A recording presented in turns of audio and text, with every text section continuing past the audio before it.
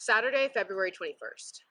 I think many people in this community are familiar with the anxiety around telling a family about cancer, and my experience with my mother was no different. I remember at the time my sister and I tried to rationalize the situation, thinking it's not the cancer that you see on TV, it's going to be different, and that it had to be better.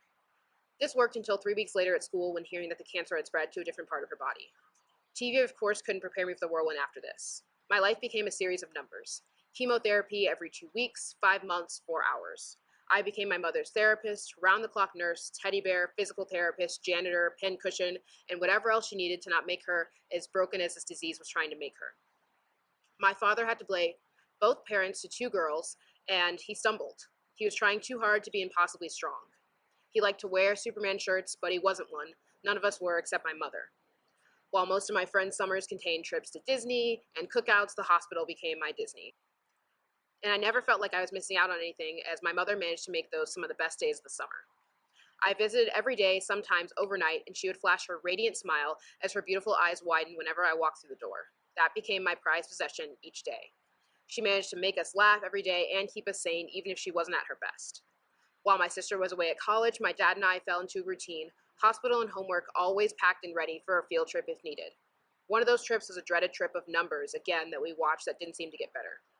As we slept in cots, couches, or in her bed, we knew it was time to call my sister home. When I entered Camp Kesem, you would think that these experiences would have made me feel confident in my abilities. But I was still so scared that I wouldn't be able to really help or impact these kids.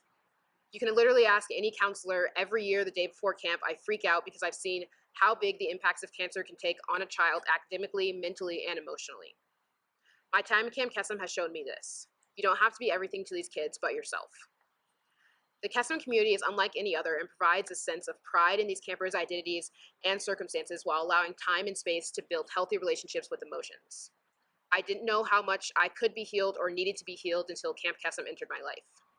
Through Camp Kesem, I've truly found a group of people who want to lift you up no matter what you're doing and who want to invest in your goals. In my first year, I met one of my unit campers, Chance, and she was the brightest and strongest star. It was also her first year at Kesem, but I couldn't tell because she was not only friends with everyone, but genuinely wanted to lead those that she met. Early in the morning, she was always ready for the day and setting an example for her peers, and at lunch, she was motivating the younger kids to jump into camp songs. And then at the end of each day, we would have cabin chat where we would sit with our units and have time to reflect on the day and our lives. We would all be having these beautiful and deep conversations about our heroes and our goals between counselors and campers, and every single day, no matter what, and no matter how tired we all were, Chance was lifting up and validating her friends more than I think she ever knew. She showed me how beautiful vulnerability is and that she was strong because she chose every minute of every day to be kind and honest. One of my favorite memories with Chance was getting to be her backup singer at the talent show for the past years.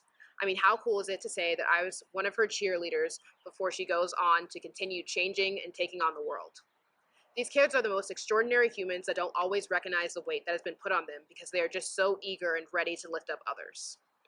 I know Chance picked her Kesem name because due to her mother's treatment, there was a small chance of her being here. When I think of our time together, I think of how incredibly lucky I was to get the chance to be impacted by her and to cheer her on. Through Kesem, I've been able to hug my younger self and realize that when cancer is this big, isolating white room with walls that are 30 feet tall, Kesem gives that room doors and friends who will walk you there. Camp Kesem has shown these kids they can thrive no matter what, and I hope each day that I've been able to impact them in a fraction of the same way. I've learned so much about humanity through these incredible kids, parents, and caregivers. I think the most important thing that I will take with me after I graduate from this Kesem chapter is that hope is truly something tangible. Hope is truly in all of these friendship bracelets that my campers are racing to finish on the last day of camp. Hope is in every hug that we share as we squeeze out all the pain in our hearts and welcome all the love. Hope is in knowing that at any given time, someone in Kesem is thinking about you and the incredible memories that you've made together. This type of hope is truly magic that has been made.